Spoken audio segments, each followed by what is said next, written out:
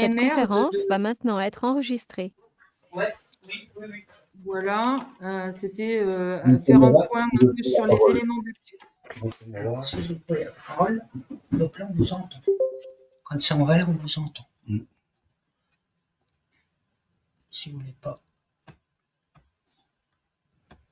Voilà. Est-ce que vous pouvez couper vos micros? Merci. Et peut-être vous mettre la caméra, ce qui sera plus facile pour qu'on puisse échanger.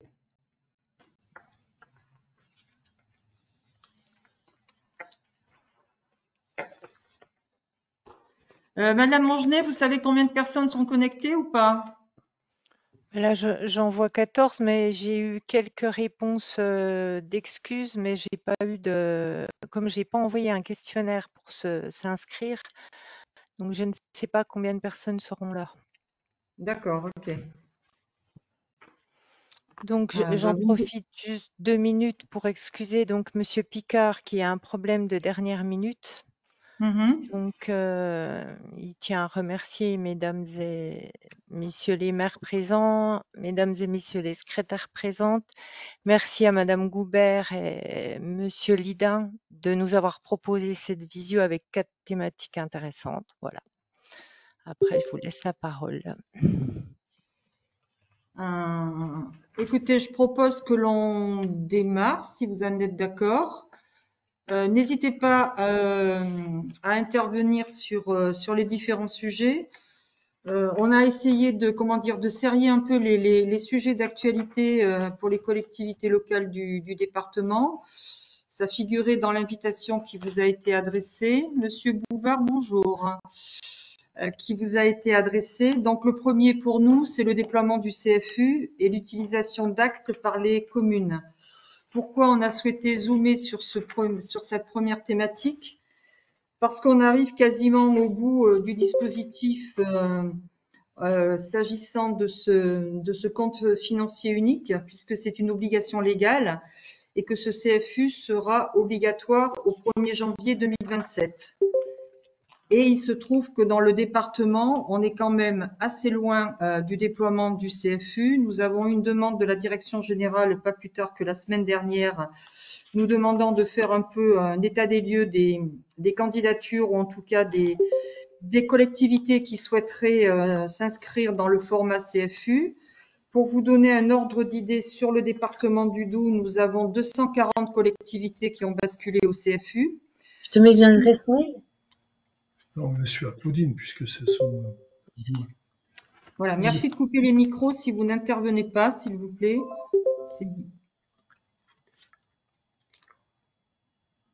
Adresse mail. Donc, nous avons 240 collectivités qui ont basculé sur les 923 qui sont éligibles dans le département. Le département du Doubs, c'est un département, je le dis en toute transparence, qui est plutôt en fin de classement au niveau national sur le basculement au CFU. J'avais proposé à Madame Mangenet qu'on puisse avoir un retour et un témoignage d'un maire ou d'une secrétaire de mairie qui aujourd'hui est déjà entré dans le dispositif, sont déjà entrés dans le dispositif pour vous faire un peu un point de situation sur ce sujet-là. Malheureusement, ça ne peut pas se faire. Peu importe, hein. Mais nous, au global, qu'est-ce qu'on constate? 15 EPCI dans le département, simplement 5 qui ont basculé. Les deux vallées vertes, la communauté de communes de Doubs-Beaumois, Altitude 800, Lac et Montagne du Haut-Doubs et Plateau du Russé. C'est-à-dire 33% des EPCI qui ont basculé au CFU. La ville de Besançon et Grand Besançon Métropole, alors du coup, ils ne sont pas dans le spectre de ce soir, mais ont pris l'engagement de basculer en 2026. Et nous avons 180 communes sur les 563 du département qui ont basculé en mode CFU, c'est 32% des communes. Et on a aussi 52 syndicats. Donc, l'objectif de cette visioconférence, c'est d'échanger avec vous un peu sur les freins. Moi, je rappelle juste les conditions. On va faire ça à deux voix sur l'ensemble des thématiques avec Bernard Lidin. La première, c'est que pour basculer en CFU, au plus tard, donc je le dis, c'est la loi de finances de 2024 qui a prévu la mise en place du CFU. 1er janvier 2027, c'est une obligation pour tout le monde. Il faudra donc basculer au 1er janvier 2027 si on ne bascule pas avant. Mais l'avantage de la DGFiP, c'était de permettre aussi, depuis le vote de la loi de finances de 2024, de regarder au niveau des départements quelles étaient les collectivités qui souhaitaient basculer en mode CFU avec l'appui de leur CDL notamment, avec l'appui évidemment des services de gestion comptable et des comptables publics pour vous accompagner dans la démarche. Pour basculer en CFU, il faut deux critères. Le premier qui est rempli par l'ensemble des collectivités, le premier c'est le référentiel M57. Là-dessus, on n'a aucun sujet puisque toutes les collectivités du département ont bien basculé. Le deuxième, c'est là que ça coince un peu, c'est transmettre par voie numérique les documents budgétaires à la préfecture. C'est basculer dans une logique de dématérialisation de l'ensemble des délibérations avec l'application qui s'appelle acte budgétaire. Et c'est là que ça coince un tout petit peu sur le département puisqu'on a peu de collectivités qui remplissent ce deuxième critère. Donc, pour pouvoir basculer en CFU, il faut absolument avoir ces deux critères qui sont des critères cumulatifs. C'est ça qui pose un peu la difficulté dans le département. Alors, encore une fois, il n'y a pas besoin de délibération ou de signature de convention pour passer au CFU, et notamment pour les communes, un simple engagement suffit par écrit, un courrier ou un courriel qui est adressé par le maire et qui est adressé à la fois au service de la DDFiP, c'est-à-dire le service de gestion comptable, le CDL, avec également une intention de basculer auprès des services de la préfecture, en l'occurrence le bureau qui gère les collectivités locales à la préfecture, Madame Demouge, je pense que vous la connaissez très bien. Localement, donc, on est sur un taux de déploiement de 26%, très très loin donc un peu de l'ambition que l'on s'était donnée. Et je rappelle quand même que le CFU met fin à la préparation d'un compte administratif et met fin également à la confection du compte de gestion. Donc, vous avez tout intérêt à basculer dans cette nouvelle logique, sachant qu'il y a 4 maquettes pour le CFU qui sont adaptées en fonction des collectivités. On peut basculer en CFU et avec la M57 si la collectivité vote son budget par fonction. On peut basculer en mode CFU M57 abrégé pour les petites collectivités qui ont moins de 3500 habitants, ce qui est quand même un peu le cœur de cible de ce département, puisqu'on a quand même l'essentiel des collectivités, particulièrement les communes, qui représentent une strate importante pour les collectivités et les communes qui ont moins de 3500 habitants. Et on peut aussi basculer en mode CFU avec la comptabilité M4 pour les services publics à caractère industriel et commercial. Et pour les collectivités qui ont plus de 3500 habitants, on peut basculer aussi lorsque les collectivités votent leur budget par nature. Donc ça, j'ai envie de vous dire, c'est un peu le cadre. Et l'objectif de cette réunion, c'est de vous faire valoir un peu les avantages de ce basculement qui simplifie très très largement les liaisons avec la préfecture, mais également les liaisons avec les services de la DDFiP. Est-ce que sur ce point, déjà dans un premier temps, vous avez des questions par rapport au CFU? Qu'est-ce qui freine dans vos collectivités en tant que secrétaire de mairie, maire ou représentant du maire, parce que je ne sais pas trop quelles sont vos fonctions. Quel est le frein qui fait qu'on n'arrive pas à basculer en mode CFU dans ce département? Donc Jacques Bouvard, maire de Trouvant. Donc moi, je suis prêt à basculer. J'ai aussi la dématérialisation, hâte. Donc il faut que je fasse le courrier à notre CDL pour que ça se fasse. Voilà. D'accord. Rien ne m'empêche de le faire. Merci. Est-ce qu'il y a d'autres interventions sur le sujet CFU? Merci beaucoup, Monsieur Bouvard.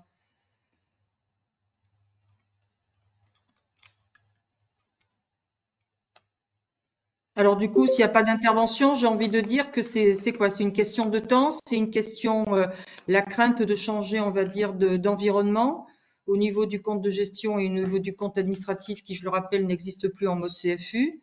Quel est le sujet, le frein principal que vous identifiez? Sachant que vous êtes accompagné par les services de la DDFiP. Hein. Et que 2027, j'ai envie de dire, c'est demain. Hein. On est à 18 mois du basculement qui rendra obligatoire le CFU. Oui, si vous voulez, Roger Ballot, maire d'Effour. Nous allons passer en CFU aussi. Il n'y a aucun problème là-dessus. D'accord. Oui. Vous avez été accompagné par Valentin Langlois et puis Monsieur Hernandez sur ça. Oui, oui, c'est exact. D'accord, ok. Oui, oui. Bon, en termes techniques, le CFU, en quel... Acte ne fonctionne pas pour la commune de Cubrial. Alors, je vais répondre enfin, je vais essayer de répondre à la question. Si Acte ne fonctionne pas pour la commune de Cubrial, donc techniquement, c'est la date qui donc comment dirait votre correspondant prestataire informatique. Donc, il faut voir avec lui si c'est une problématique purement informatique.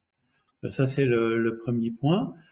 Une fois que vous êtes assuré qu'il y a un problème informatique ou pas, s'il n'y a plus de problème informatique, donc vous pouvez envoyer vos flux et il faut essayer d'analyser avec la collectivité le pourquoi. Bon, Cubrial, je vais voir avec le CDL, donc c'est Monsieur Taron, sauf erreur de ma part, je vais voir avec lui qui prenne la tâche de la mairie de Cubrial. Ok. Donc, merci. je disais Effectivement, juste, oui. oui, sachant quand même que je précise. Attends. Excusez-moi. La commune a délibéré en fin d'année dernière et a priori, la secrétaire a dit qu'il y avait un souci informatique parce que le poste de travail est à la communauté de communes de Rougemont. Et la secrétaire a dit qu'a priori, il y avait un souci pour installer Acte sur le poste de travail. Donc, on ne doit pas être les seuls impactés de la CC, enfin de la communauté. Ouais. D'accord. Alors, pour la collectivité, effectivement, le principe même de télétransmission des documents budgétaires à la préfecture sur acte budgétaire, il se fait en principe, enfin, chaque collectivité doit disposer de sa propre clé, puisque c'est un certificat numérique et un certificat qui est implanté sur un poste, sur un ordinateur, on va dire, au sein de la collectivité, notamment au sein de l'EPCI, en l'occurrence de la Comcom. Mais les secrétaires peuvent également disposer d'une clé nominative qui leur permet de transférer les actes, les documents budgétaires sur acte budgétaire. Il y a deux niveaux. Il y a un premier niveau, le certificat qu'on implémente sur un PC au sein de la collectivité qui peut être soit la mairie, soit le syndicat, soit le PCI. Ça, c'est le premier point. Dans la mesure où je suis secrétaire de mairie dans le département, je peux aussi disposer d'une clé nominative qui me permet de faire ce transfert de documents budgétaires dans acte budgétaire. Donc, c'est ces deux volets-là qu'il faut regarder. Alors, ce qu'on va faire, on disait avec Bernard, on va se rapprocher. Donc, on a noté un peu les communes là qui se sont présentées comme basculement rapide, enfin, en tout cas, rapidement, on va dire prochainement, dans la logique acte budgétaire. On va peut-être se rapprocher côté des défis de la date pour savoir si cette implémentation, elle est correcte sur l'ensemble des collectivités qui ont fait la demande ou en tout cas qui désormais veulent s'engager dans la logique du CFU. On comprend ce point-là. Concernant Acte, moi je suis également donc au secrétariat à Rougemont. C'est vrai qu'au départ, on avait des problèmes d'informatique. Depuis le mois d'août 2024, les ordinateurs de la CCDVV, donc au bureau de Rougemont, ont été changés. Tous les ordinateurs sont compatibles avec Acte. Donc moi j'ai Acte, ça passe très bien. Et la secrétaire donc a la clé de la commune, elle est nominative et elle a pu rattacher aussi la commune des Maisonnans à Villers. D'accord. Ici commune qu'elle gère. Voilà. D'accord, ok. Donc c'est bien ça, c'est bien que les communes qui sont rattachées à l'EPCI, chaque secrétaire de mairie peut avoir une clé nominative pour faciliter effectivement le transfert. Après, moi j'ai envie de vous dire, on en parlait tout à l'heure avec les équipes et avec Bernard. Ce qui est clair, c'est que c'est nouveau, c'est normal. Donc il faut aussi s'approprier un peu le nouvel environnement. Mais encore une fois, vous êtes accompagné par le CDL et par le comptable public. Et puis après, ce transfert dématérialisé sur acte budgétaire. Au global, quand on regarde sur une année complète, sur une petite collectivité, une petite commune, ça représente pas une charge de travail extrêmement, conséquente. L'objectif justement du CFU, c'est de faciliter un peu tout le côté un peu budgétaro-administratif d'une collectivité, particulièrement pour une petite commune. Dans le cas de figure, et je pense que dans le lot, on doit en avoir des secrétaires de mairie qui se partagent entre plusieurs communes. Je peux avoir une clé Et la clé qui est nominative pour chaque secrétaire de mairie permet à la secrétaire de mairie de faire aussi cette logique de dématérialisation vers acte budgétaire pour les communes dans lesquelles elle exerce son activité de secrétaire de mairie. Oui. Je ne sais pas si je suis claire, mais voilà. Chez nous, c'est également ça. Voilà, D'accord. Et par contre, on a eu des problèmes, nous, c'est d'informatique. C'est l'informaticien qui a réglé le problème, c'est pas la date. D'accord. Parce que la date, tout était bon, tout était en place, mais on avait, je pense qu'il y a des verrous quelque part qui bloquaient la transmission. Ok. Alors, j'ai vu passer une question d'Adam Les Passavants là, par rapport à Acte. Alors, vous demandez quel est le meilleur prestataire. La problématique, c'est que si vous êtes adhérente, enfin si la collectivité adhère à la date, elle passe donc par la date et c'est la date qui propose la prestation. Et la prestation pour la date actuellement, elle est assurée par Berger-Levrault. Et donc Berger-Levrault est complètement compatible et il n'y a pas de difficulté par rapport à ça. Donc encore une fois, alors après au niveau, alors plusieurs choses. Au niveau informatique, vu ce que vient de dire Monsieur Bouvard là, il y a des problématiques qui peuvent être non pas liées à la date, mais à l'environnement pur de l'ordinateur. Donc là, voilà. Il peut aussi avoir des problématiques, et quelqu'un a parlé d'antivirus qui peuvent jouer un rôle. Normalement, si une collectivité est gérée par la date gère la totalité de la problématique. Encore une fois, il faut essayer de serrer la question et de voir d'où vient le problème. Donc là, j'ai noté Cubrial, donc on verra, qui est dans la même zone que Monsieur Bouvard. Hein. Donc voilà, il faut regarder. Juste une petite remarque au passage. Une fois que vous avez acte, vous pouvez, enfin c'est pas vous pouvez, enfin si, vous avez la faculté de transférer la totalité des délibérations actes administratifs par ce canal-là, et donc automatiquement, une fois que c'est transmis, on n'est plus à l'époque de l'administration par les tampons, hein, donc vous n'avez plus à attendre le retour préfecture. À partir du moment où l'acte est envoyé, il est publié et donc il est public, donc il est opposable au tiers. Ça, c'est quand même un point qui est important et qui touche tous les actes qu'une collectivité locale peut être amenée à prendre, que ce soit un arrêté pour des travaux, une délibération, un budget, évidemment, une délibération d'affectation des résultats et tous les éléments. Voilà. Est-ce que vous avez des questions complémentaires? Donc, en gros, ici, ce que je comprends, c'est que c'est la date quand même qui porte un peu la logistique et en tout cas le soutien à la prestation de services auprès des collectivités locales dans le format dématérialisation. Et pour le coup, on est dedans. Berger-Levrault, c'est quand même au niveau national, parce que c'est le cas dans le département du Doubs, mais de mes précédentes fonctions, c'était exactement la même chose. C'est quand même Berger-Levrault qui détient au niveau national quasiment le monopole. Je ne sais pas si on peut parler de monopole, mais en tout cas qui détient la prestation pour l'ensemble des départements. Hein. Clairement, c'est quand même Berger-Levrault qui sort du lot, quoi. La question qui est posée par le maire d'Adam Les Passavants, peut-on commencer en 2026 après les élections municipales? Moi, j'ai envie de vous dire, la deadline, c'est le 1er janvier 2027. L'idée, c'est quand même de commencer un petit peu avant, parce que ça vous permettrait d'avoir les comptes 2025 en mode démat, sur une année 2026 qui sera une année pleine et une année qui permettra aux équipes soit de la mairie, soit de la Comcom de s'approprier et de s'habituer à ce nouvel environnement qui, encore une fois, n'est pas un environnement très complexe. La mise en place du CFU, c'est vraiment une mise en place pour faciliter, encore une fois, le traitement des comptes du volet budgétaire et du volet comptable dans les collectivités. Donc oui, on peut commencer après les élections municipales, mais ça veut dire en cours d'année. Moi, j'ai envie de vous dire, pour se faire un peu la main, c'est ce qu'on fait toujours en interne à la DGFiP. Quand on déploie un applicatif ou un logiciel qui peut créer aussi, des réticences au changement, ou en tout cas qui modifie sensiblement l'appropriation au changement, on se donne quand même une petite année pour que les équipes soient bien rodées dans le dispositif.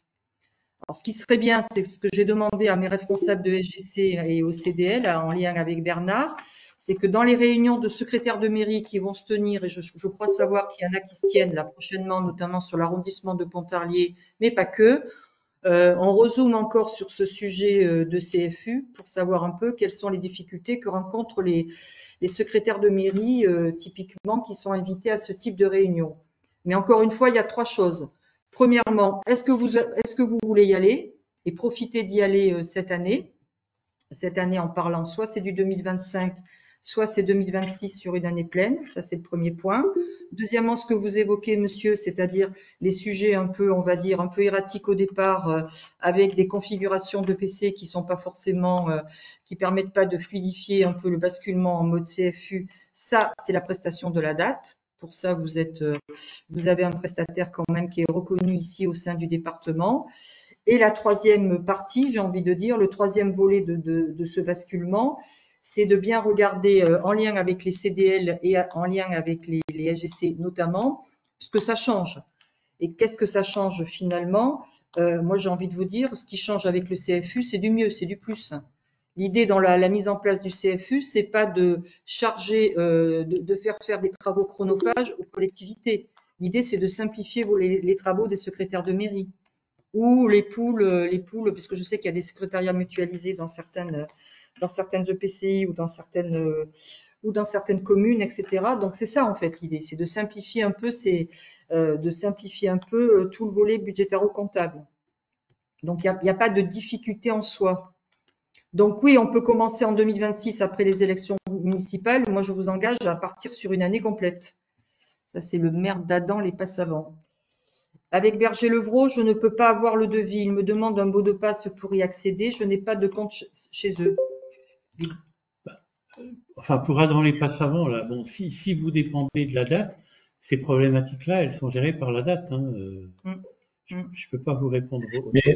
Mais la date propose aussi d'autres prestataires. Hein. Il propose Cert Europe aussi, qui est moins cher Oui. que Berger-Levrault.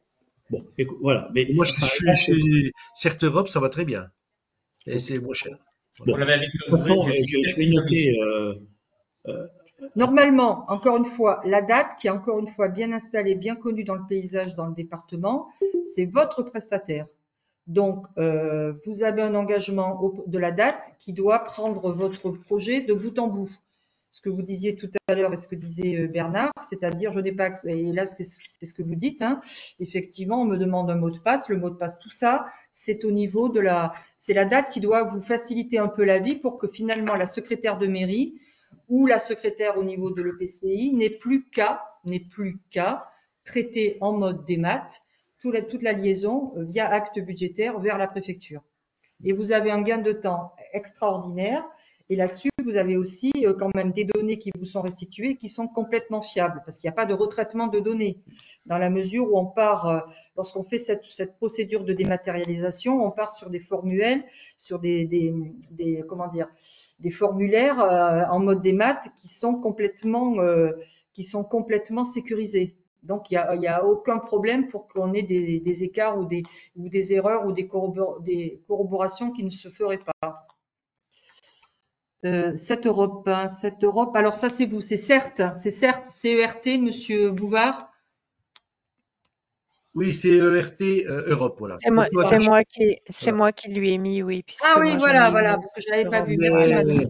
Il faut aussi on peut demander à la préfecture qui nous envoie la liste des. C'est ça, exactement. Donc, je reviens là-dessus parce que c'est un peu le nerf de la guerre et c'est ce qui revient de la part de mes CDL et des responsables de SGC. J'ai échangé avec mes équipes ici et puis encore avec Bernard. Il y a ce qui est relevé de manière systématique, c'est le coût. Le coût de basculement, c'est-à-dire le coût, j'ai envie de dire, le coût de la prestation et notamment le coût du certificat pour faire court.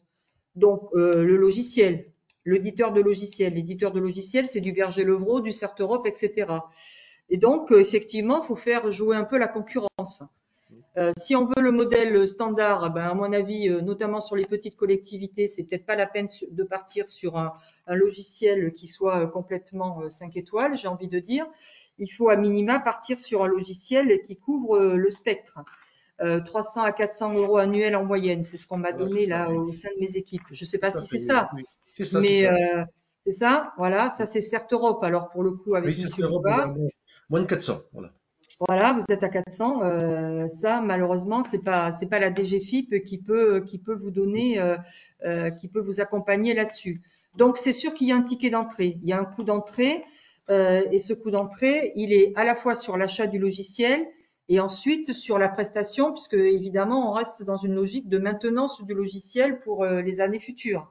Mais à mon avis, le ticket d'entrée, hein, on est d'accord. De 3 ans, voilà, normalement, à peu près, ça revient. à chaque fois le paiement de la location de la clé. Voilà. Donc, la date donc peut vous donner la liste comment dire, des éditeurs de logiciels.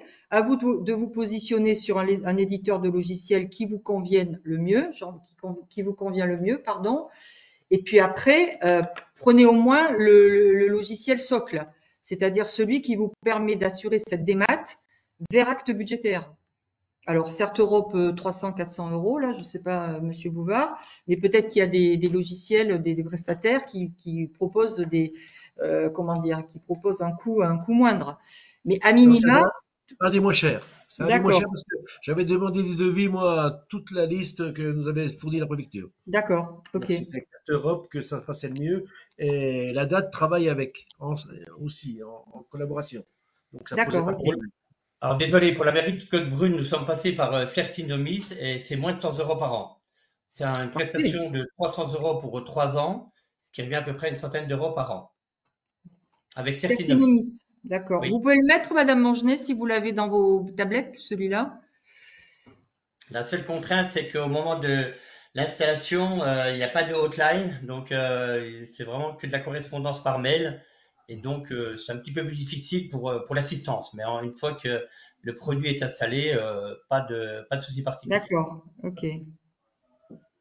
Merci. C'est quelle mairie, pardon, là? C'est quelle mairie? La mairie de Côte-Brune. Ouais. Bon, nous, ça revient à peu près au même parce que c'est 300 et quelques euros pour 3 ans. Donc, voilà. Ah, ok. Faut bien préciser sur 3 ans, d'accord. Oui. C'est pas par C'est an, ça. c'est pas une échéance Non, non, annuelle. c'est Pas par an, hein? C'est pour Ouais. 3 ans. 300 par an. 300 Il y a- sur 3 ans, ouais, c'est ça. Il y a deux D'accord. possibilités, soit une échéance annuelle, c'est au choix de la collectivité, soit une échéance directement sur 3 ans. Ok.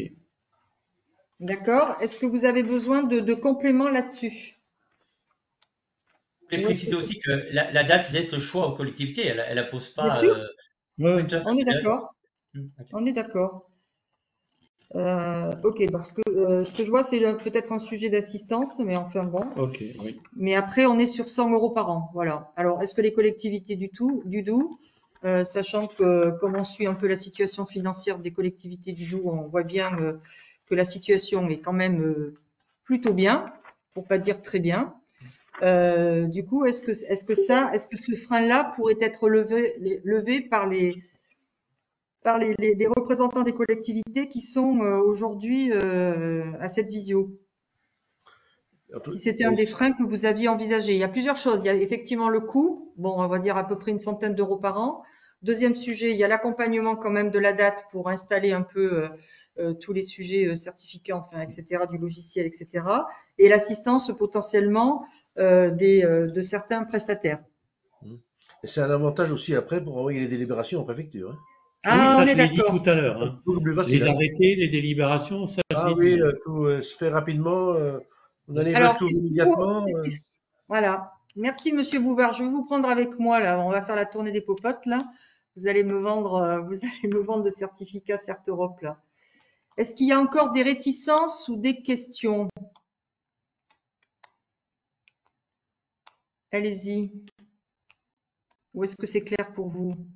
Clairement, je pense qu'on peut faire mieux dans le département. Hein. J'ai du mal à croire que le département du Doubs est un département un peu en retard sur ce sujet-là, alors même qu'on voit qu'on arrive à progresser très sensiblement sur d'autres volets, comme le PES-ASAP, etc., sur d'autres volets en termes de dématérialisation, et que ça, franchement, c'est uniquement pour faciliter la vie des collectivités, notamment des secrétaires de mairie. S'il le faut, puisque nous faisons des newsletters, vous savez, vers les secrétaires de mairie, s'il le faut, moi je vois ça peut-être avec Madame Mangenet, je suis prête à faire un numéro spécial sur ce point-là. Pas sur le CFU au sens avantage du CFU, mais plutôt rentrer un peu dans cette logique. On pourrait faire un numéro peut-être avec la date d'ailleurs. À voir. Je ne m'interdis pas de le faire.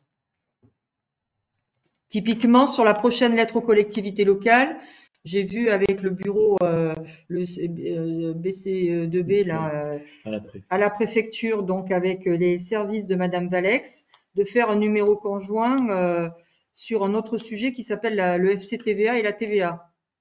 Voilà.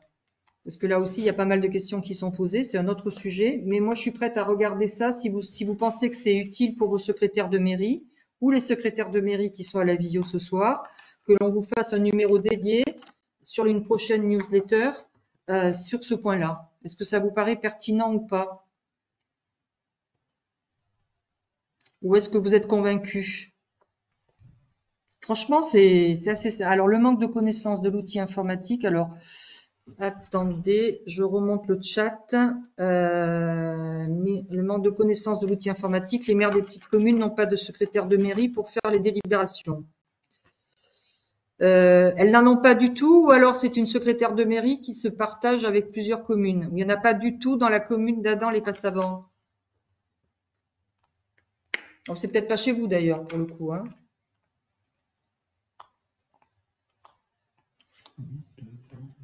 Je sais pas, commune Monsieur Coulon, Voilà, on va passer. voilà, très bien, vous allez y passer, parfait. D'accord, ok. Ok, bon. Alors, vous n'avez pas répondu à ma question. Est-ce que vous pensez utile que l'on fasse un numéro spécial de la newsletter des secrétaires de mairie? Oui, Madame Goubert, c'est Monsieur Delphis Sablamont. Ah, Monsieur Delphis, bonjour. Vous allez bien? Oui, Je vous vois pas, oui. mais je reconnais votre voix. Je suis un travailleur de l'ombre, c'est pour ça.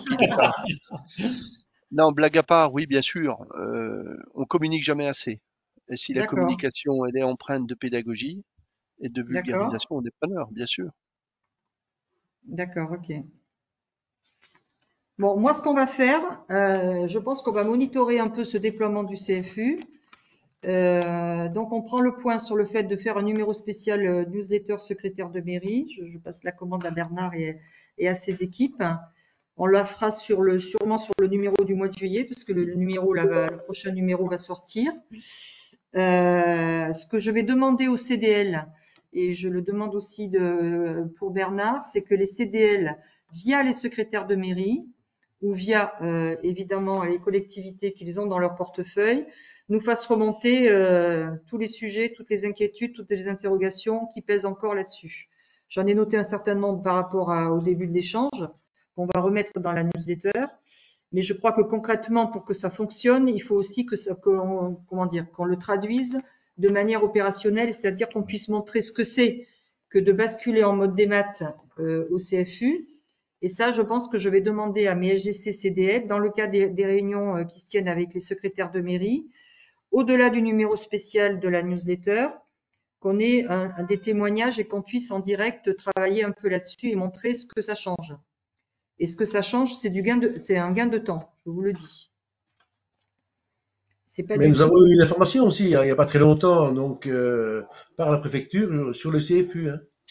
Oui, mais ça, tout le monde, vous savez, on lâche pas l'affaire. Hein. On veut juste que vous embarquiez dans le sujet, quoi. On est partenaire aussi de nos collègues de la préfecture là-dessus, donc il n'y a pas de problème. Je rappelle aussi que, 1, vous avez les services de la préfecture, Monsieur Bouvard, vous l'avez dit. 2, vous avez les services de gestion comptable et vous avez évidemment votre CDL attitré. 3, vous avez une e-formation qui est proposée par le CNFPT sur le CFU. Ça, on peut vous redonner le lien avec le CNFPT. Et puis, vous avez aussi, alors là, c'est plutôt de la com, je ne sais pas si ça peut aider, mais vous avez aussi le sujet sur le site collectivitélocale.gouv.fr. Vous avez aussi un dépliant et puis une page dédiée au CFU qui vous donne les avantages, ce que le CFU fait, ce que le CFU ne fait pas et surtout ce que le CFU vous permet de faire de manière beaucoup plus rapide et beaucoup plus sécurisée. Voilà. Alors, sachant qu'en février 2025, notre newsletter des secrétaires de mairie, on avait déjà dans ce numéro-là fait témoigner une secrétaire de mairie et un directeur de service sur le CFU. Mais je retiens la proposition de Monsieur Delphis, on va remettre le métier sur l'ouvrage. Dites-nous vraiment ce qui coince. Je pense qu'on peut évacuer le sujet.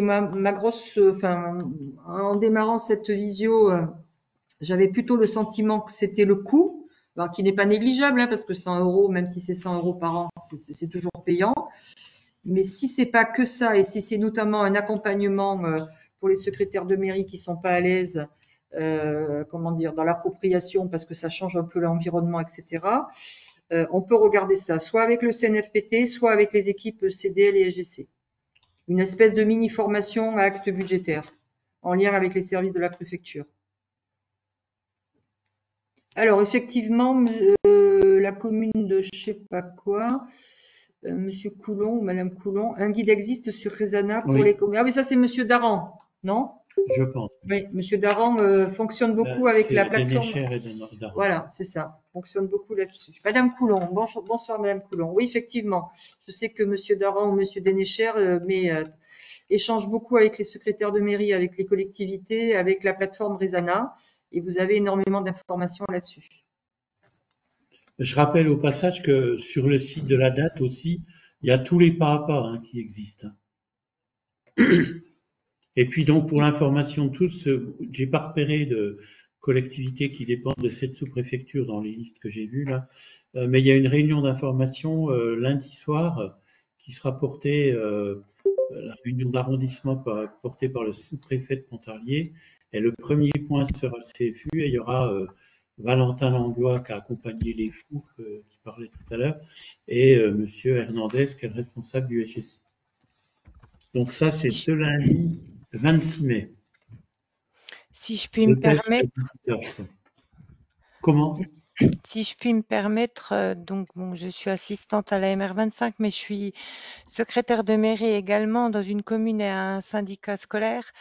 J'ai été secrétaire avant dans 9 communes en même temps, donc moi, on est passé au CFU et à la mairie et au CIVOM. Et franchement, bon, je sais qu'il y a d'autres secrétaires de mairie qui sont là, ils pourraient peut-être s'exprimer aussi, mais habituellement, il fallait qu'on vérifie la concordance avec le CA, le CG, ça nous prenait quand même pas mal de temps. Avec le CFU, franchement, on voit tout de suite s'il y a des incohérences et c'est, enfin, pour ma part, j'ai trouvé ça formidable.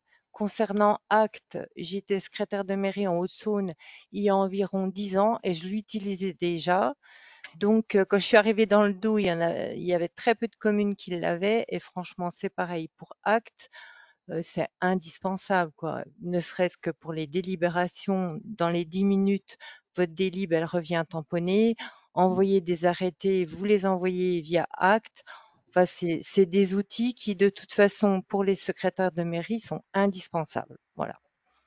C'était ma petite parenthèse. Alors moi, ce que je vais demander à mes CDL, c'est refaire un tour avec l'ensemble des collectivités qui relèvent de leur portefeuille.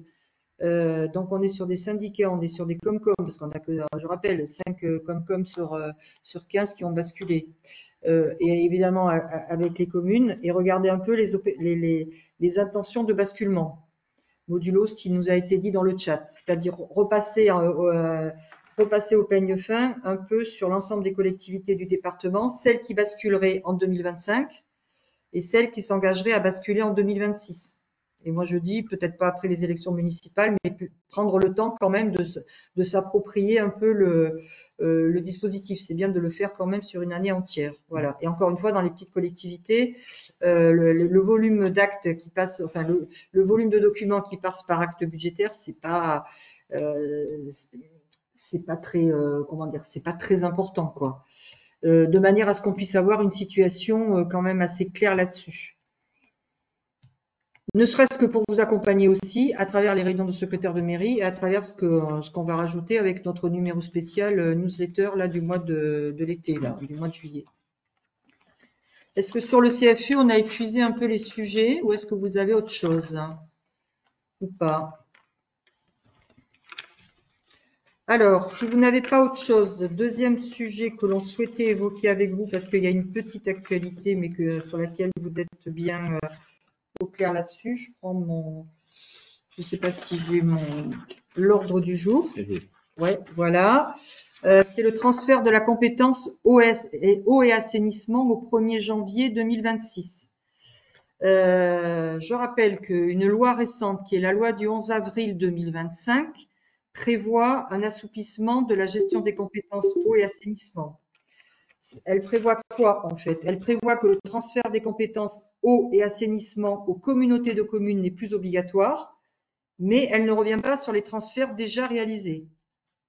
Donc ça laisse quand même le libre choix à la collectivité en matière de compétences au niveau des communes d'exercer ou pas un transfert de compétences vers la Comcom Ça, c'est à la main de la collectivité. Donc, libre choix complètement là-dessus. La commune, elle a le choix soit de transférer, soit de conserver ces compétences. Et si elle l'a transféré, encore une fois, il n'y a pas de remise en cause des transferts. On considère que c'est acté, donc on ne revient pas en arrière, on ne va pas redétricoter tout ce qui a été fait dans le cas du transfert. Donc du coup, ça donne une certaine souplesse, puisque là, auparavant, effectivement, les textes prévoyaient une obligation de transfert. Aujourd'hui, on n'est pas dans ce schéma-là. On laisse un peu plus le temps aux collectivités, aux communes notamment, de basculer ces compétences vers le PCI, mais elles peuvent aussi décider de ne pas faire ce transfert. Est-ce que sur ce point-là, vous avez des questions ou des interrogations? Madame Coulon, non, ok. Nous, la CCDVV, nous avons passé donc en 2021, donc on a comme appris la compétence et c'est vraiment un réel avantage. Parce que nous avions des communes qui étaient ravitaillées par camion, qui manquaient d'eau l'été, avec tous les travaux qui ont été réalisés, ça n'arrive plus maintenant. Nous avons fait des interconnexions et pour en gros 8 à 9 millions de travaux d'eau et puis autant d'assainissement. Et c'est une bonne chose, je crois. D'accord, ok. Après, on peut découper les deux, c'est-à-dire on peut transférer que l'eau et pas l'assainissement, on peut transférer l'assainissement et pas l'eau, on transfère tout, on transfère rien. Aujourd'hui, c'est ça, hein? Nous avons fait les deux, mais comment avoir de l'eau propre, on va dire, si on n'a pas l'assainissement derrière? Oui, d'accord, mais bon, je veux dire, c'est pas, voilà. Disons que c'est un peu plus souple que dans les dispositions précédentes. Est-ce qu'il y a peut-être des collectivités, des communes là qui sont en logique actuelle de transfert ou pas? Ou est-ce que du coup la loi du 11 avril 2025 a stoppé les opérations de transfert? Peut-être que certaines opérations ont été suffisamment matures pour partir sur un transfert effectif, malgré la loi du 11 avril 2025. Je ne sais pas.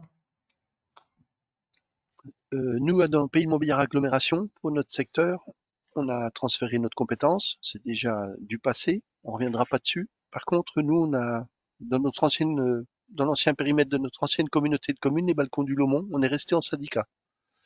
Parce que la loi le permettait. On n'a pas voulu vendre notre savoir-faire, alors que PMA aujourd'hui a une prestation de service avec Veolia.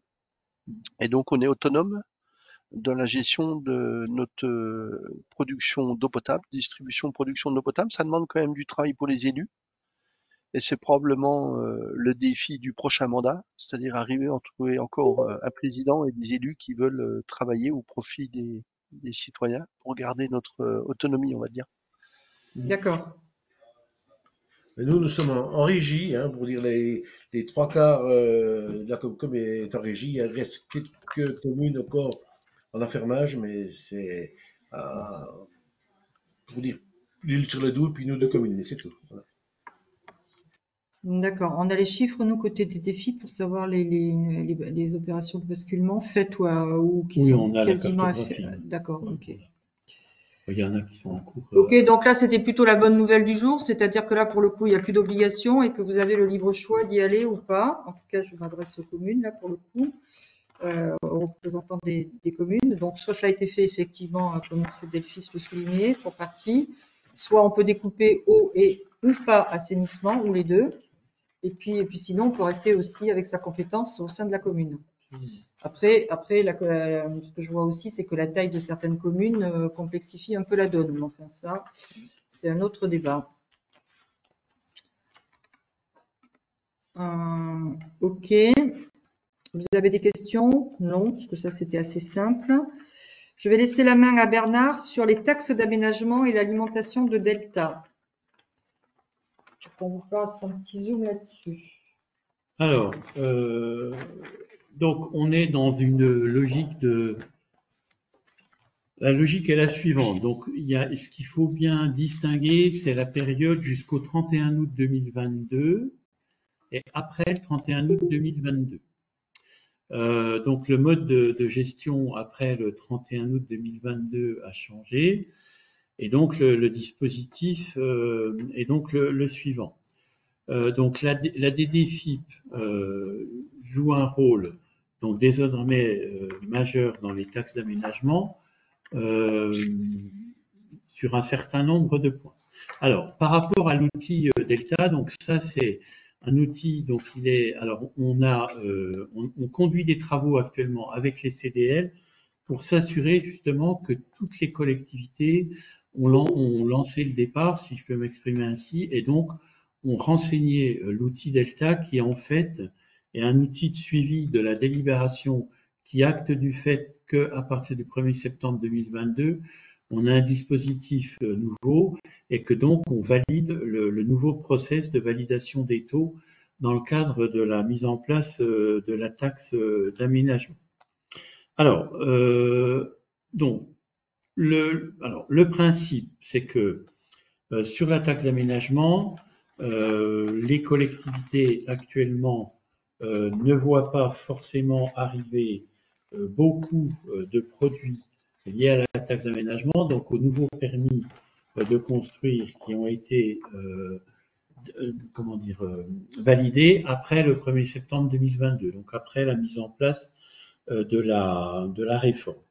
Alors, moi, je précise juste, 1er septembre 2022, la compétence pour les taxes d'aménagement, notamment sur le volet, on va dire, création, on va dire ça, de la taxe, tout ce qui concerne la gestion des taxes d'aménagement bascule de la DDT à la DGFiP.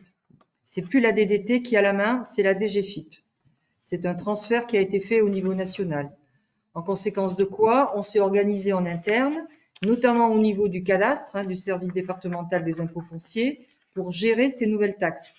Quand on parle de taxes d'aménagement, on parle de quoi? Alors bon, la taxe, ce sont ce qu'on appelle les taxes d'urbanisme, c'est-à-dire les taxes qui sont dues soit parce qu'il y a une construction, soit parce qu'il y a eu une reconstruction, soit parce qu'il y a eu un agrandissement de bâtiments, soit parce qu'il y a un aménagement qui nécessite une autorisation d'urbanisme à la base, soit parce que, et j'ai eu le cas, parce que ce matin j'étais sur la zone de Montbéliard, soit parce qu'il y a des opérations qui sont réalisées par des particuliers, voire par des professionnels, par des professionnels au sens exploitant, etc., et qui conduisent à changer la destination de locaux. C'est le cas notamment dans des exploitations agricoles.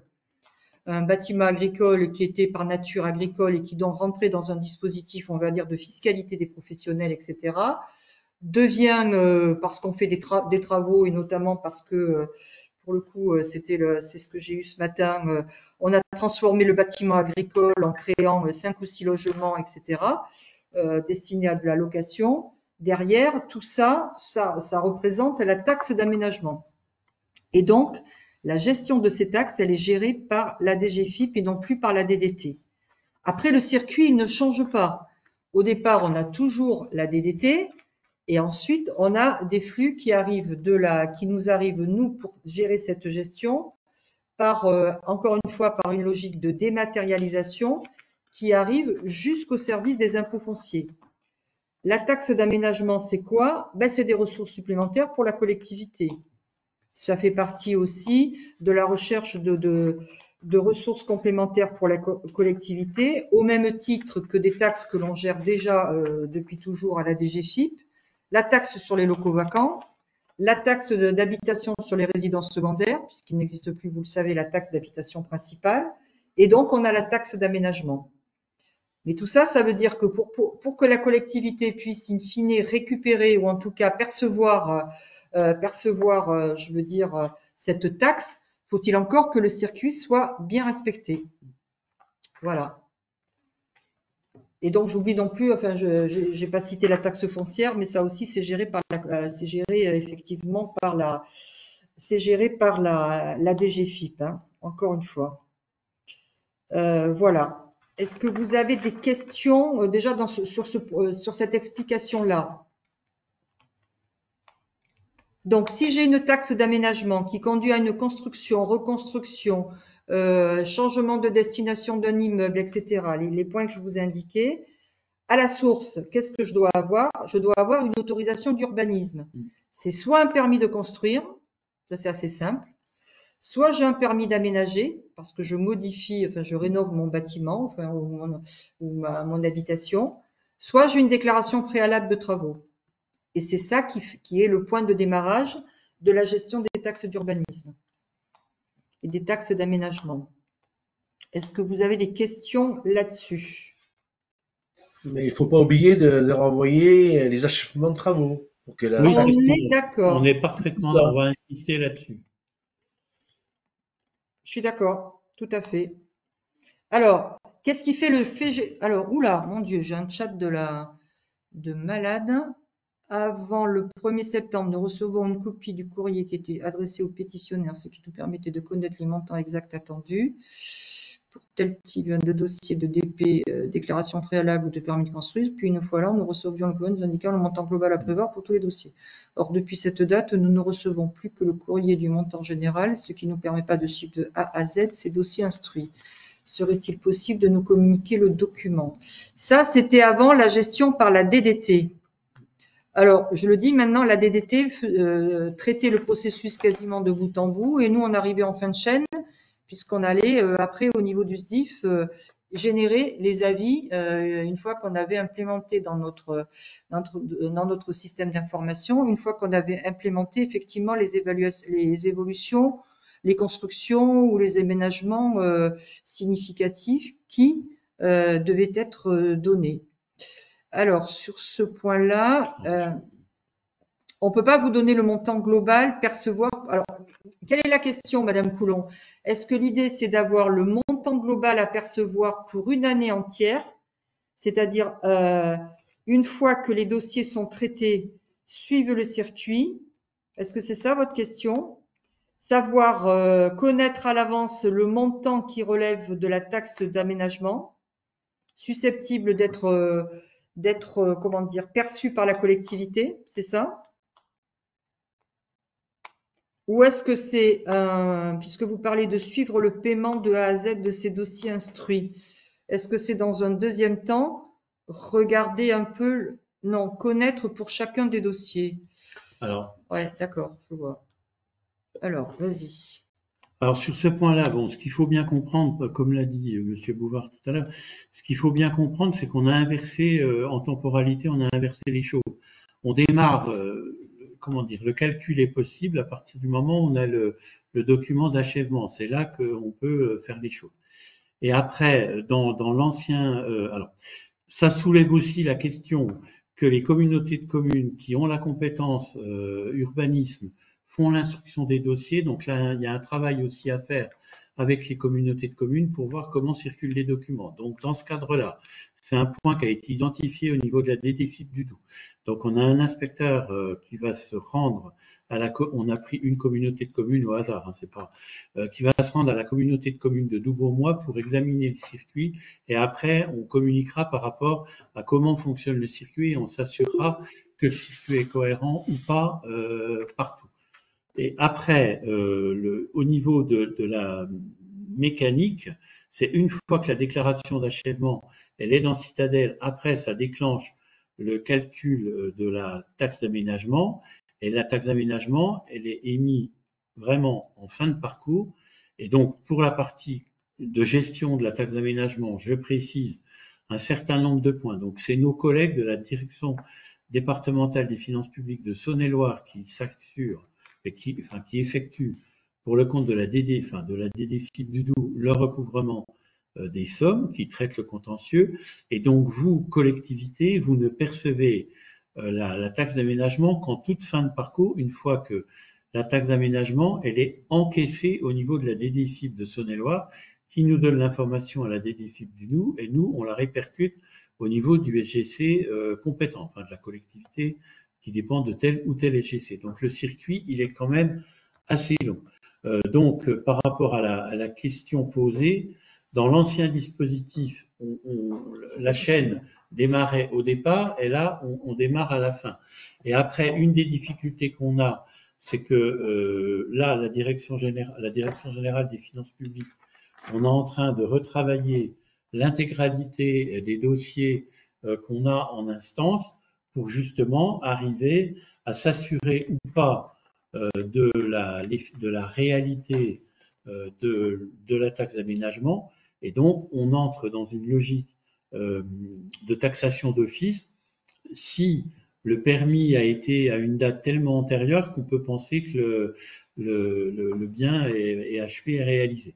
Et donc, dans ce cadre-là, on va mettre nos CDL dans le département à contribution, et donc qui vont travailler avec le service départemental des impôts fonciers pour les cas particuliers ou ce qui pourrait générer des litiges, et de vous demander à vous, maire et secrétaire de mairie, de dire, est-ce que ce bâtiment-là, enfin cette nouvelle construction, est-ce qu'elle est terminée ou pas, et de façon à ce qu'on puisse enfin déboucler l'ensemble du dispositif. Donc là, par rapport à ça, on a des fichiers qui nous sont redescendus sur lesquels on travaille.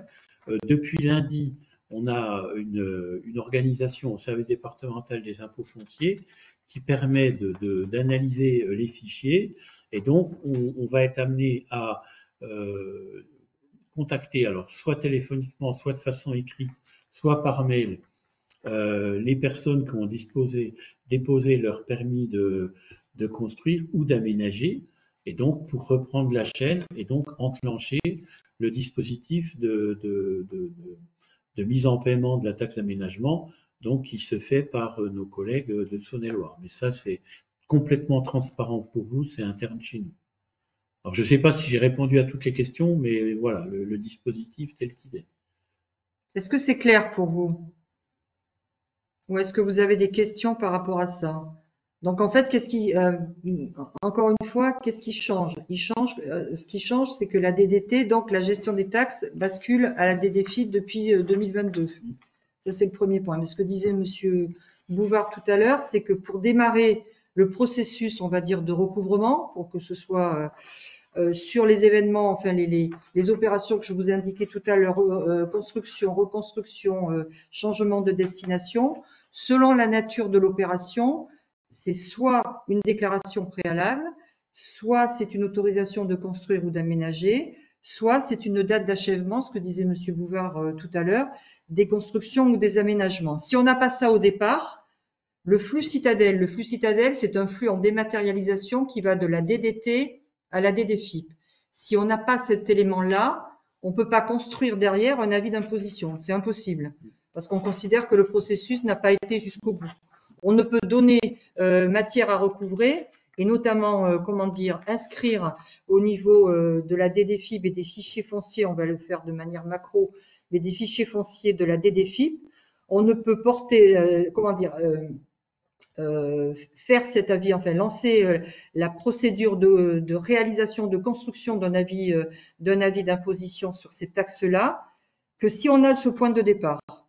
Et la spécificité avec cette réforme, c'est que le recouvrement de la créance, ou en tout cas, la question de Madame Coulon de manière générale, c'est-à-dire en gros, quel est le montant que pourrait percevoir ou que est en droit d'attendre à la collectivité par rapport à tout ce cheminement en amont, c'est-à-dire envoi dans le flux citadelle, le flux, encore une fois, qui relie la DDT à la DDFiP, avec des autorisations de construction, d'aménagement, avec des dates d'achèvement, etc. Ce recouvrement, au niveau national, il est spécialisé et regroupé dans certaines directions.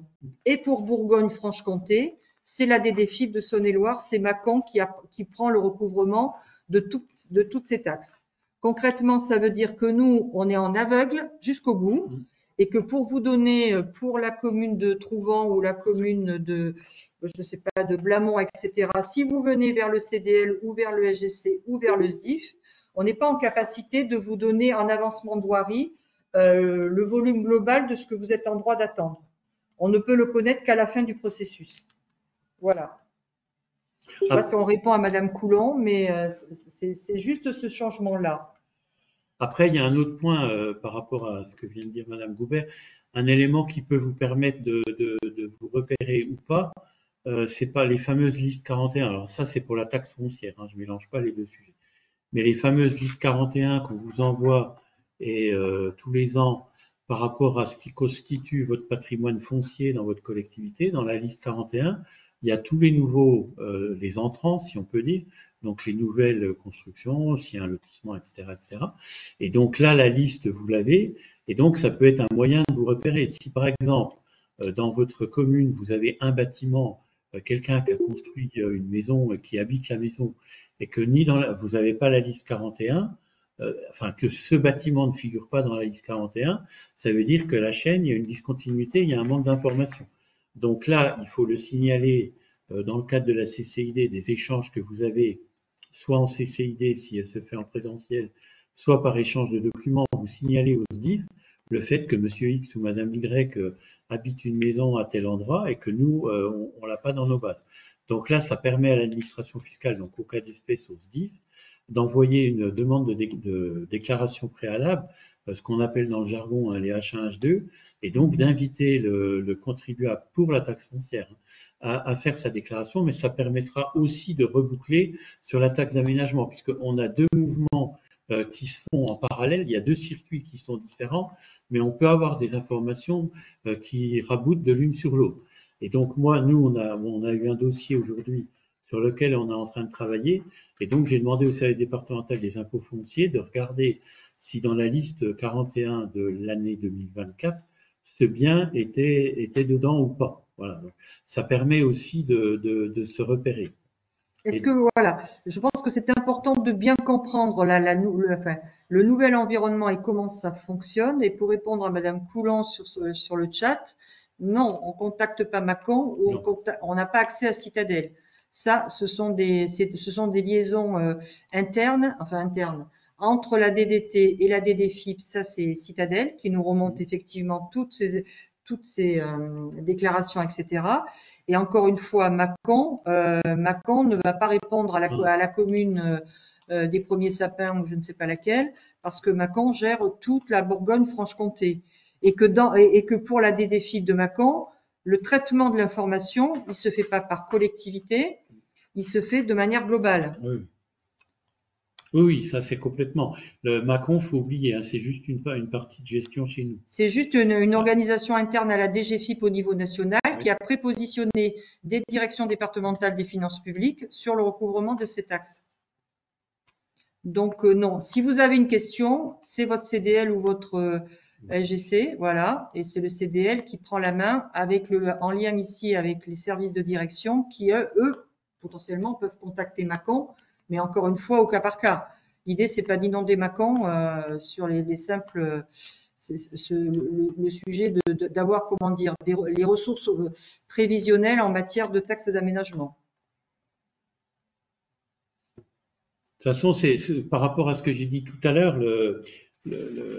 comment dire, le fait qu'on aille à la communauté de communes de Louvemois pour bien examiner le dispositif, c'est justement de bien voir les liens, parce que si une communauté de communes qui a la compétence urbanisme, c'est elle qui fait l'instruction des dossiers.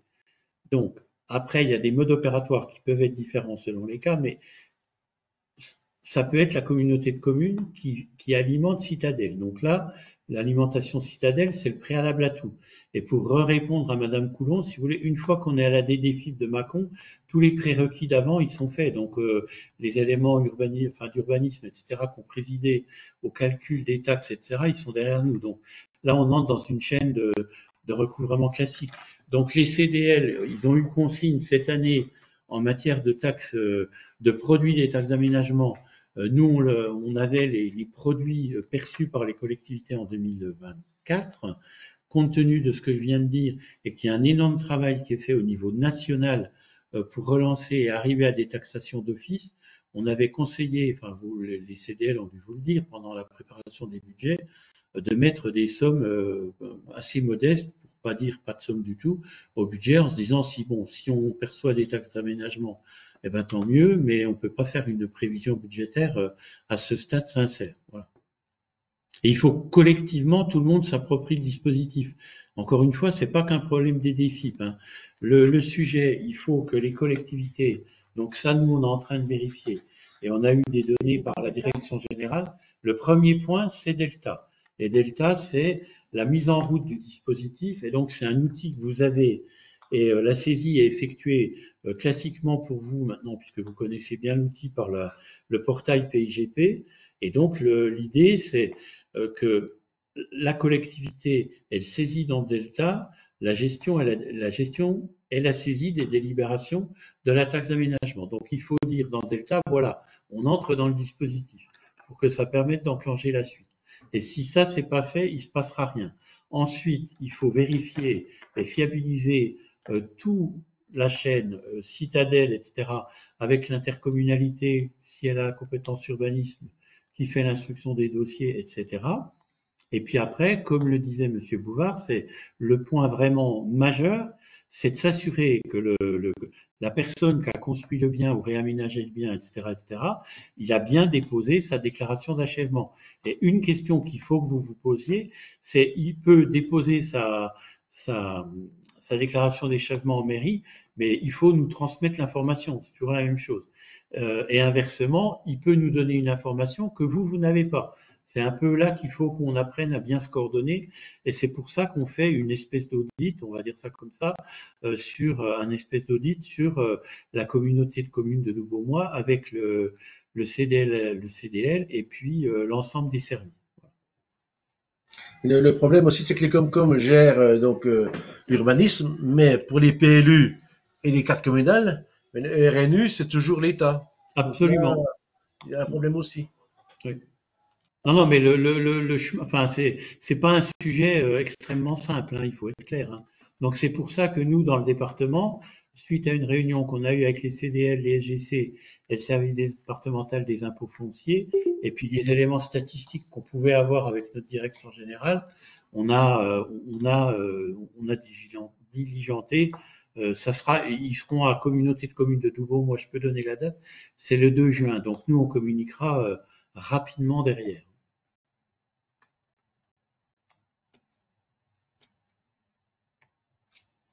Est-ce que c'est clair ou est-ce qu'il y a des questions sur les taxes d'aménagement? Donc clairement, on ne sait pas vous donner une information, on va dire, de prospective. Quelle serait la ressource attendue, pour faire court? Ça, c'est impossible parce que vous voyez bien que le séquencement, il est partagé, on va dire ça comme ça, dans le processus. Deuxièmement, le point de départ, c'est Delta. Et troisièmement, ce qu'on regarde avec une grosse opération, donc modulo tout ce qu'on s'est dit sur qu'est-ce que je dois mettre dans Delta pour la saisie, la gestion et la saisie des délibérations des taxes d'aménagement. Je reviens pas sur qu'est-ce qu'une taxe d'aménagement et dans quel cas on doit avoir une taxe d'aménagement. Et puis après, l'actualité de la DGFiP de manière générale et de la DDFiP du Doubs maintenant, c'est de rentrer dans ce qu'on appelle nous les taxations d'office, c'est-à-dire d'aller chercher tous les dossiers qui sont en situation de défaillance déclarative, c'est-à-dire des propriétaires qui n'auraient pas rempli leurs obligations déclaratives et qui du coup sont imposables de manière automatique. Et donc ça, c'est le rôle du SDIF, du service des impôts fonciers, qui a cette campagne de taxation d'office qui se fait en lien avec les CDL, parce que forcément, il faut aussi qu'on se rapproche à la fois du propriétaire pour le sensibiliser à ses obligations déclaratives, et puis également avec une prise de contact de la collectivité si le propriétaire ne nous répond pas sur la date ou si la date d'achèvement des travaux n'est pas communiquée. Voilà. Alors j'en profite pour vous dire que donc comme la direction, comme toutes les directions en France travaillent donc ce sujet-là, vos administrés peuvent recevoir soit un appel téléphonique, soit un courrier, soit un mail des finances publiques du Doubs au cas d'espèce pour les inviter à reprendre et à faire leur déclaration. Donc ils sont susceptibles de venir en mairie et donc c'est pour ça aussi qu'il fallait refixer l'ensemble des éléments de contexte. Autrement dit, vous ne serez pas étonné si à partir du mois de juin, là, enfin même dès maintenant, puisqu'on commence à travailler, vous pouvez avoir de vos administrés qui vont venir dans vos mairies sur cette thématique-là. Et donc c'est logique puisqu'il y a une opération d'envergure importante qui est orchestrée dans notre département comme dans les autres départements de France. Alors moi, je vous mets à l'aise. Un administré de la commune XY qui viendrait à la mairie où la secrétaire de mairie se sentirait un peu démunie parce que il arrive un peu peut-être l'indicatif avec effectivement le courrier qui lui sera adressé par le service des impôts fonciers. On reste zen et donc on renvoie au SDIF. L'idée, c'est pas que la secrétaire de mairie ou en tout cas que les personnes qui sont à l'accueil dans les collectivités répondent, hein. C'est bien au service des finances publiques de répondre. Donc, on renvoie au SDIF sur le courrier qui a été adressé, qui va être adressé, mais enfin, il y en a qui sont déjà partis, figurent les coordonnées du SDIF. Donc, il faut bien dire à l'usager, c'est pas un sujet collectivité, c'est un sujet SDIF qui, pour le compte de la collectivité, j'ai envie de dire, ou pour le bien de la collectivité, recherche les propriétaires qui n'ont pas fait les obligations déclaratives qui relèvent de leur ressort. Mais après, c'est nous qui le gérons en interne. C'est pas un sujet collectivité en soi. Non, tout à fait. Hein, voilà. Monsieur Delphis, vous vouliez intervenir? Je sais pas, j'ai vu que votre micro s'allumait tout à l'heure. Non, c'était une erreur, excusez-moi. Ah, pardon. D'accord. Est-ce que pour vous, c'est clair, la taxe d'aménagement? Personnellement, pas de difficulté avec ça. Ok. Moi aussi, pas de problème pour moi. Dernier sujet que l'on voulait évoquer avec vous, ce sont le sujet des régies. Sujet des régies. Alors, sujet des régies. Pourquoi on veut évoquer le sujet des régies? Parce que il y a plusieurs trucs. Alors, il y a plusieurs éléments, plusieurs volets dans cette thématique. Le premier, je l'ai dit lorsque j'ai fait ma tournée l'année dernière des Comcom dans le département, puis j'en reparle aussi avec Charles Picard, quand je le vois, on en a parlé la dernière fois avec Madame Longenet et Charles Picard. On a un volume de régie dans ce département qui est assez astronomique. Voilà, on est à quasiment 700 régies. Donc, premier sujet pour nous, c'est petit 1 sur la bonne gestion des régies, parce que je rappelle qu'on est dans ce qu'on appelle la réforme des gestionnaires publics. Et on n'est plus dans la RPP qui était la responsabilité pécuniaire et comptable, pécuniaire et personnelle, du comptable public au premier euro par les juridictions financières. Donc, pour se prémunir de tout risque à venir, il y a quand même des bonnes pratiques sur la gestion des régies. La première, c'est s'assurer au sein des collectivités que les actes relatifs aux régies, création, modification, clôture et nomination des régisseurs, parce que ça c'est quand même un rapport d'étonnement qui me revient de la part des CDL, notamment. Pas plus tard qu'hier, j'étais avec un responsable de SGC et avec ses CDL sur une réunion thématique. On se rend compte que les dossiers des régies sont souvent des dossiers qui sont pas actualisés. Donc déjà, il faut qu'on ait un socle commun avec un dossier qui soit actualisé avec la création, la modification, la clôture. Et si j'ai une création de régie ou une modification de régie, il faut aussi que j'ai l'acte de nomination du régisseur, conforme à la réglementation. Ça, c'est le premier point. Une régie sans régisseur, ça ne doit pas exister. Si une régie existe sans régisseur, j'ai envie de dire c'est parce que j'ai une régie en sommeil. Et si j'ai une régie en sommeil ou en liquidation depuis perpète, ça veut dire quoi? Ça veut dire qu'il faut fermer la régie. Ça n'a aucun sens d'avoir une régie sans activité ou une régie en sommeil. Deuxièmement, il faut quand même s'assurer avant de nommer un régisseur qu'il n'y ait pas d'incompatibilité de fonction. Ni le maire, ni les fonctionnaires, ni les élus ne peuvent être nommés régisseurs. C'est déjà arrivé, donc voilà. Troisième item, il faut veiller à la formation des régisseurs. Alors, cette formation, elle peut se faire par le CNFPT, mais hier, le responsable de SGC qui était dans mon bureau me disait qu'il assurait aussi des formations de régisseurs. Donc, si vous avez le sentiment dans vos différentes collectivités que vos régisseurs ne sont pas, entre guillemets, à l'état de l'art sur les fonctions de régisseurs, rapprochez-vous de votre CDL et de votre SGC ou du CNFPT. En tout cas, il est clair que nous, on peut assurer des formations de régisseurs si vous le souhaitez.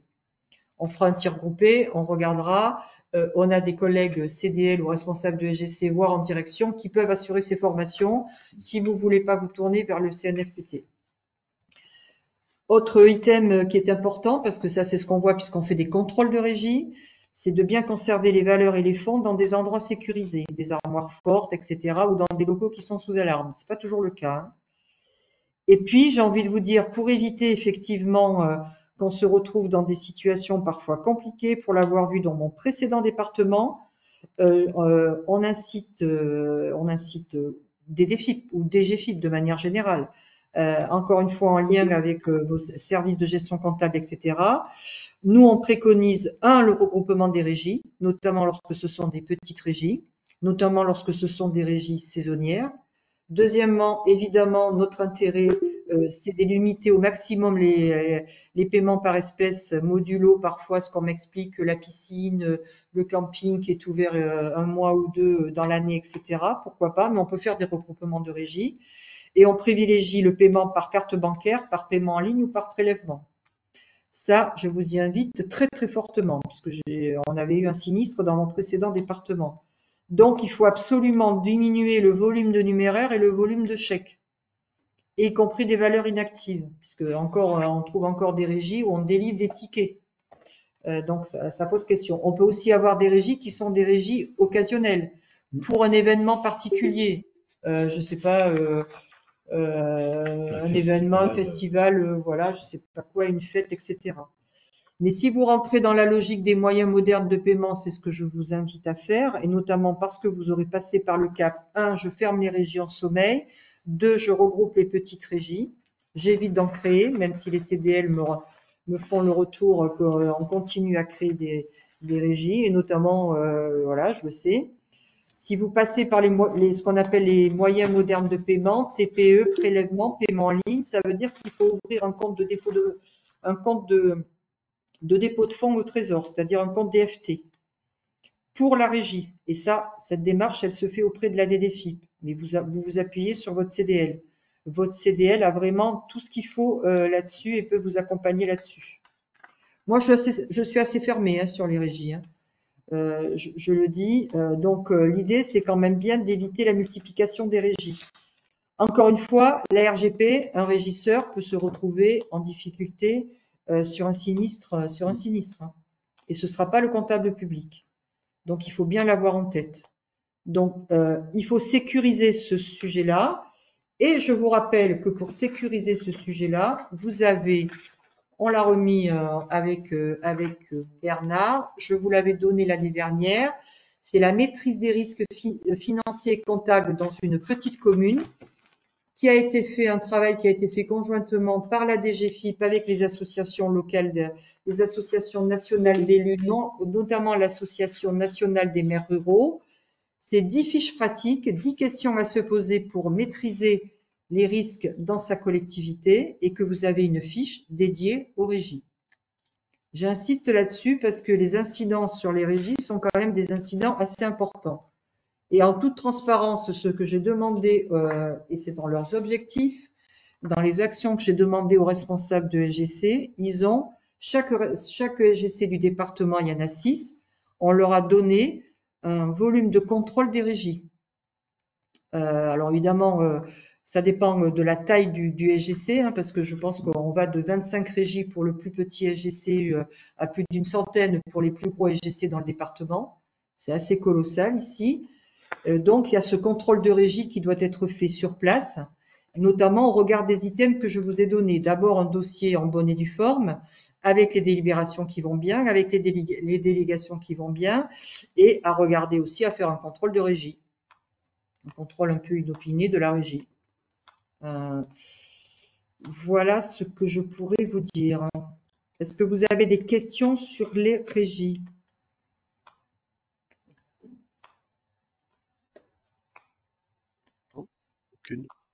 Aucune. Très bien. Donc, on peut espérer qu'on va baisser le volume des régies dans le département du Doubs.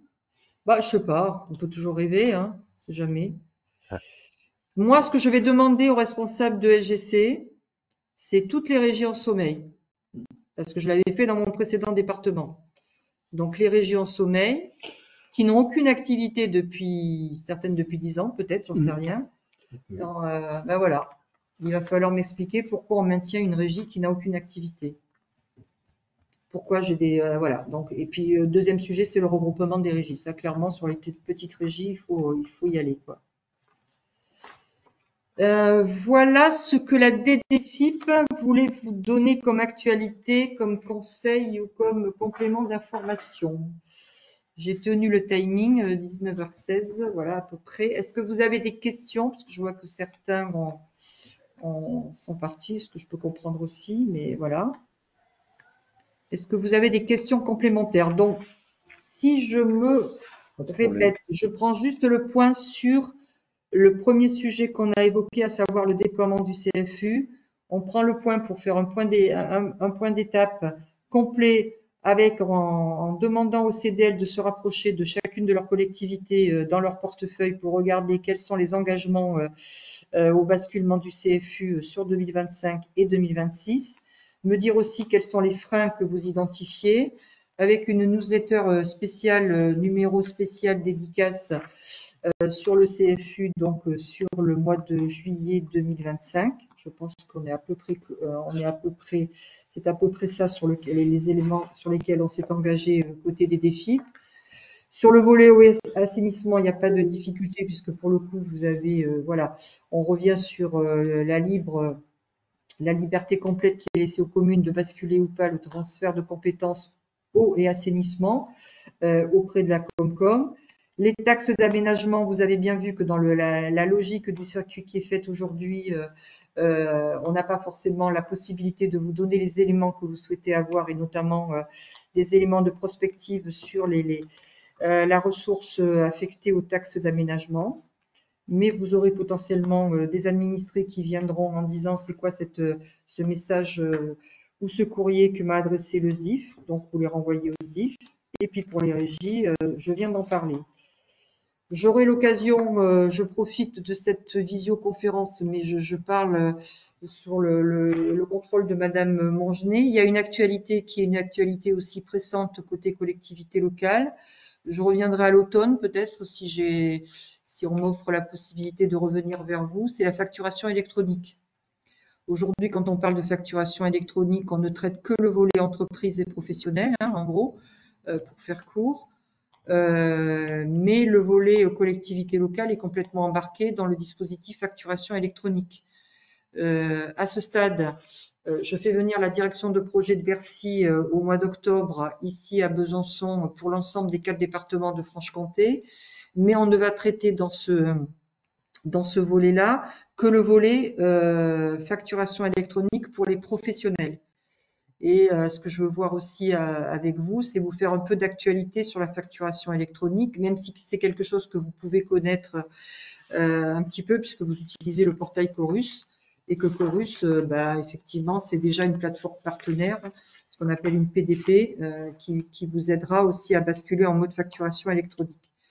Donc ça, je pense que je prendrai date avec Madame Mongenet, peut-être en novembre-décembre, puisque dans le cadre le nouveau calendrier de la facturation électronique, au 1er septembre 2027, c'est-à-dire 6 mois après le basculement au CFU, de manière obligatoire, il faudra que les TPE, PME et toutes les collectivités locales, quelle que soit leur taille, basculent en mode émission et réception de facturation électronique. Donc on reviendra là-dessus. Moi, je ferai cette conférence si j'ai le créneau. Et sinon, évidemment, on vous accompagnera évidemment avec les CDL, les responsables de SGC, évidemment, dans le cadre de nos publications, newsletters et lettres aux collectivités locales. Voilà ce que je voulais vous dire. Est-ce que c'est bon? Ou est-ce que vous avez encore des questions sur d'autres sujets, hein? Je ne sais pas. Non, pour moi, ça me semble très complet. Ok, merci beaucoup, merci de votre accueil et de votre invitation. Je vous souhaite une excellente soirée et je vous dis à très bientôt. N'hésitez pas à nous faire remonter vos difficultés et vos inquiétudes. À bientôt. Bonne soirée, à bientôt. Merci beaucoup et bonne soirée. Bonne soirée. Merci à vous, Madame Goubert, et à vos équipes. Merci, Monsieur Delphis. Je n'y manquerai pas, je ferai passer le message. Oui, Bonne soirée à tous. Au revoir. Au revoir. Bonne soirée. Bonne soirée à tous.